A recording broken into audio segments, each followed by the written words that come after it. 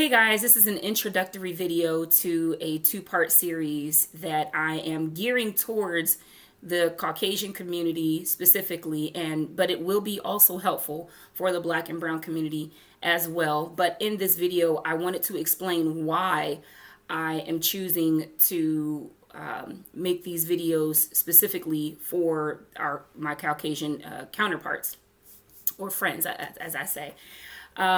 So as most of you know, I've been a homeschool mom for about 8 years now, and we've been a part of various co-ops. And in one of the co-ops that I was a part of, there's a predominantly vast majority of white population. And so I'm teaching a class, and there's a young white boy who every single time he sees me, he names every Black person he can think of. He names athletes, he names musicians, he names, people in politics, any Black person he could think of. And he says it with a smile on his face. And he's trying to figure out, how do I connect to you? He wants to connect with me, but he's not sure what to do or what to say. But it was like every time for that entire semester, this poor boy had no idea what to say to me. And I could have gotten offended, but that's not my mindset. He was not even offensive. When I saw him, I knew the boy wasn't hateful. He wasn't offending me, but I could just tell it was ignorance. He did not know how to connect to me. He didn't have an understanding of what does it mean to be Black, and so maybe whoever he saw on television and the ways that they act, and the lingo and the slang and everything like that. Now, don't get me wrong, I do use slang, but it was that the assumption was that I know how to connect to her. I'm going to name every Black person I know. And I was like, not quite. We can talk about anything. It doesn't have to be Black related. But what it showed to me was that there was kind of this barrier there where he wanted to, and he was so pure, but wasn't sure how to. And I think that is a very good example of how right now a lot of white people, maybe not even just right now, but a lot of white people might feel that they want to connect to the African American community, but they're not sure how to cross that line because it has felt like a forbidden subject for so long that they are only stuck to reading the textbooks that are given to them and watching the images on television because they don't have a Black friend that they can talk to, or maybe they do, but they don't want to be offensive. And I think that shows the purity. I've had conversations via email and text message with a lot of my white friends since this is, all this has happened and taken place. And I am so thankful that they feel like I am approachable.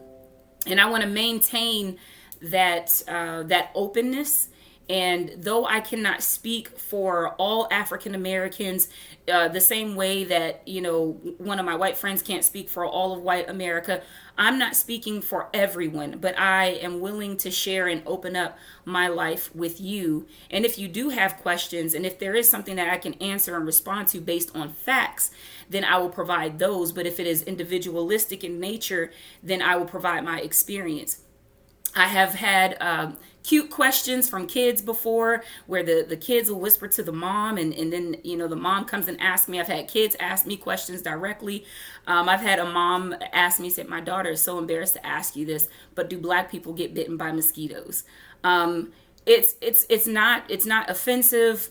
It's ignorant. It's a cute question. So, but it opens up their mind like, okay, so they're not that different from us. I had another little girl one day. She looked down at my daughter, and she looked back up at me, and she looked down at my daughter, and then she looked at me. She said, "Why is your daughter Black?"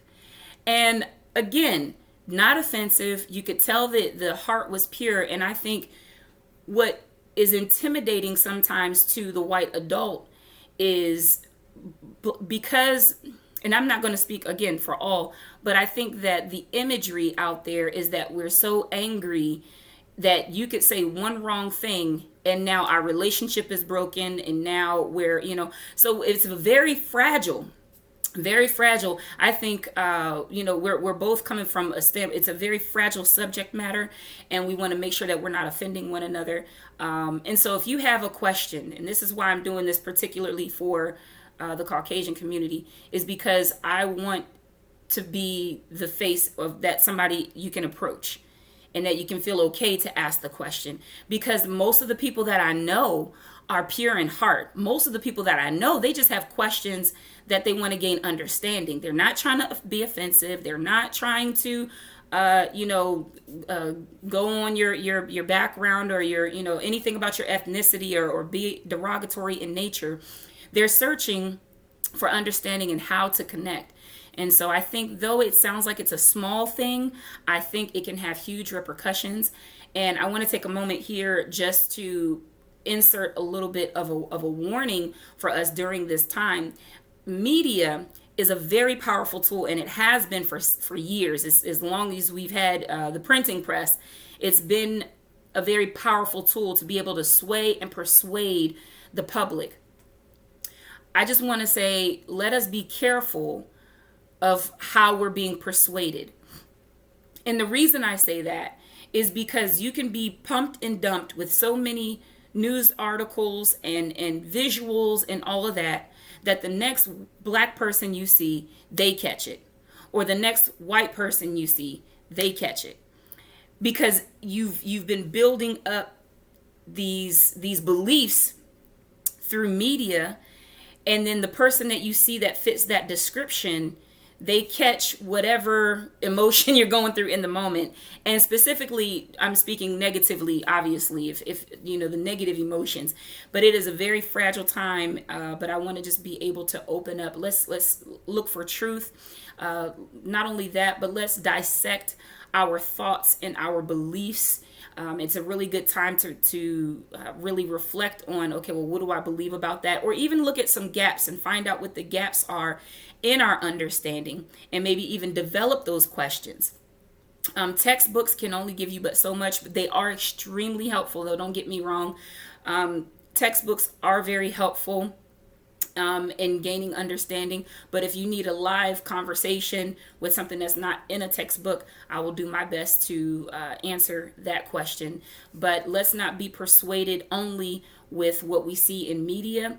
Let's sometimes we just might need to even cool off from all the media and just take a minute to reflect on, if I took on that belief, if I took on the mob mentality, what would be the consequences as a whole? Is it leading us toward progress, or is it regressing us? So the other two parts of this video are going to be available on my YouTube channel, and I may also link them here on Facebook, and you can redirect people if you so choose. But I want to be able to give understanding, because understanding will eliminate ignorance, and because knowledge is power. Thank you, and God bless.